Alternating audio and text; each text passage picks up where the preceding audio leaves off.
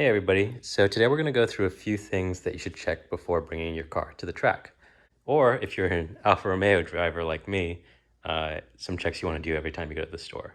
Okay, I'm going to put my car up on jack stands. It's not required, it's just going to help us see what's going on. Okay, so we've got the car up on jack stands. And the first thing you want to do is check that all four tires have sufficient tread wear. And you're looking for these tire wear markers. See right there. It's just a little bump in the middle of the tread.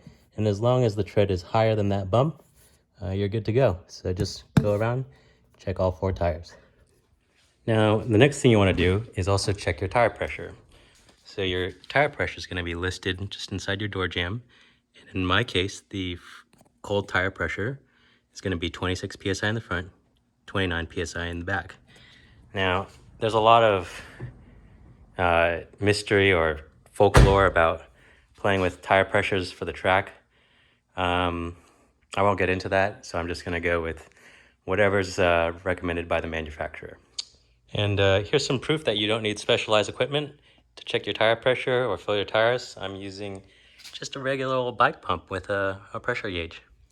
And we're looking just right above 25, so I'll call that 26. Good enough. So the rear tires call for 29, and we're looking slightly below 25.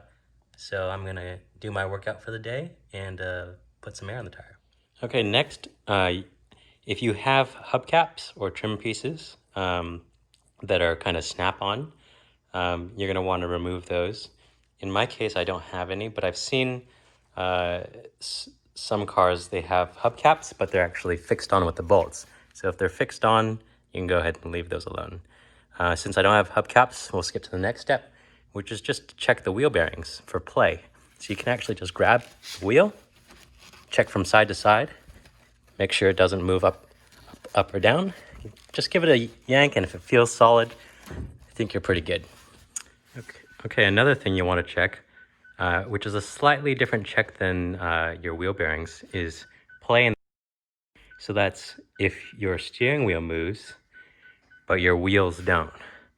See here, we can see as soon as I move the wheel, the steering wheel that is, the front wheels move. So we're good there. So we're sticking with the wheels. The next thing we're going to check are the brakes. So I'm actually going to remove all the wheels for this, just to make it easier to visually inspect. You can just use like a mirror or get down really low and just look. But I'm going to take off the wheels. Okay, with the wheels off, what are we looking for? Well, we're going to check that there's sufficient brake pad left. So here we do have, brake pad material. We're also going to check that there's no high spots in the rotor or any cracks. And then we're also going to check the brake lines back here to make sure that there's no cracks or leaks and everything looks ready to go. So go ahead and do this for all four wheels. Now you also want to check just for solid brake feel. Just make sure that it doesn't go all the way to.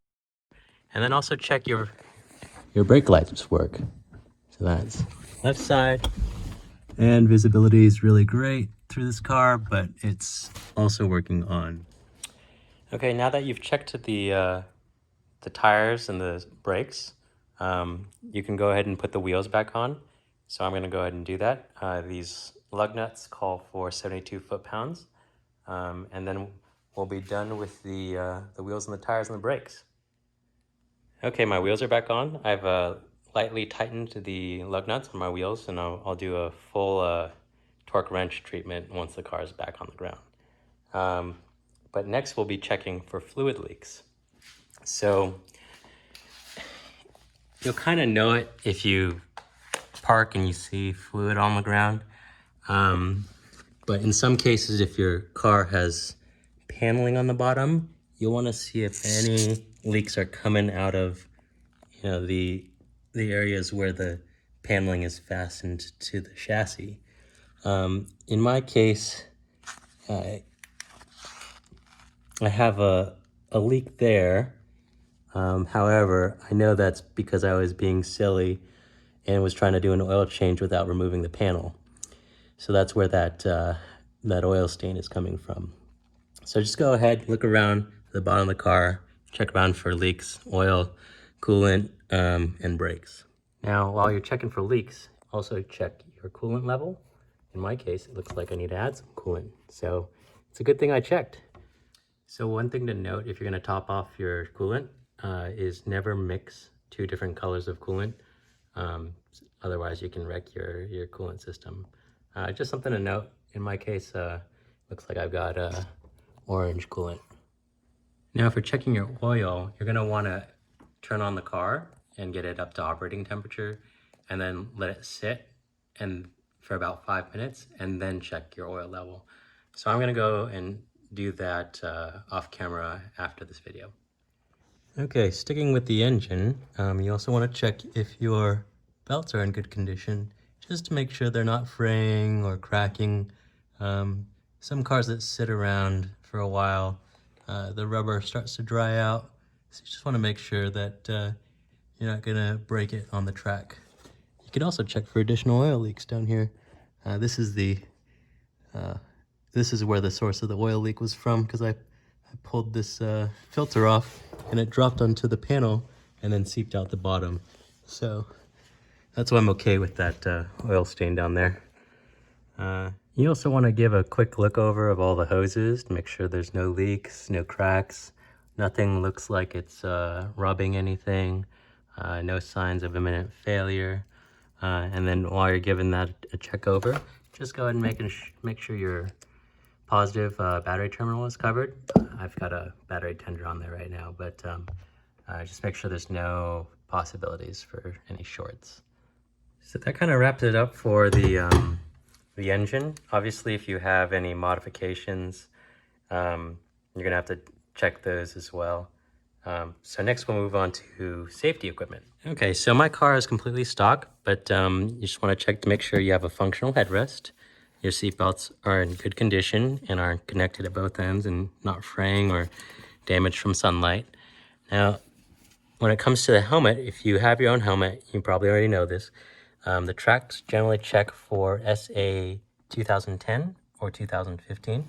And once they check that, they'll usually put a little sticker there so that they don't have to check you again. They just look at the sticker as you're making your way onto the track. Now, also, if you have a convertible, you're going to want to make sure that you have a roll bar installed. And they sometimes have what's called a broomstick test to make sure that your head can still clear.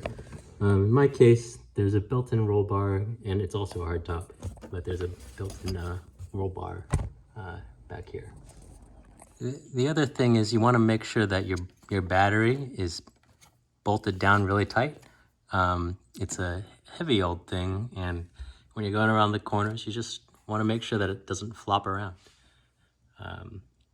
In addition, if you haven't messed with your car and it's new and in reasonably good shape, you won't really have to worry about it, but just checking for exposed electrical wires, just tape them up. I've recently installed a reverse camera here, so just double check everything's covered and we're not going to have any electrical issues. The other thing you want to check for is exhaust leaks. If you have a front engine car, you'll be able to tell pretty easily because usually exhaust, if you do have an exhaust leak, will be coming out of your exhaust manifold. So you'll be able to smell it. But just something to look out for. Okay, now I know it sounds really trivial, but you want to go really thoroughly around your car and make sure there's no loose junk hanging around your car. For instance, I have my cubby box or cubby thing that goes between the seats. I've got Red Bull. Everything needs to get cleared out. Just because if you're cornering and if you're like me and you're kind of new to the track and stuff is, knocking around, it's just a distraction that can take you off your game. And it's you kind of want to be focused on what you're doing. I know it sounds trivial, but you know, it'll be a much better experience. Don't forget to check underneath your seats. You'll find all sorts of great treasures down there. Even your garage door opener should go, because these things can fly off in the middle of a session. Now finally, is a race car really a race car without a tow hook? If you have a tow hook, go ahead and install that baby and wear it with pride. And make sure that it's tight and not just flopping around. You can do this at the track. Depending on where you live, it might actually be illegal to drive around with a tow hook. It's a silly law, but it's more for pedestrian safety if you hit somebody.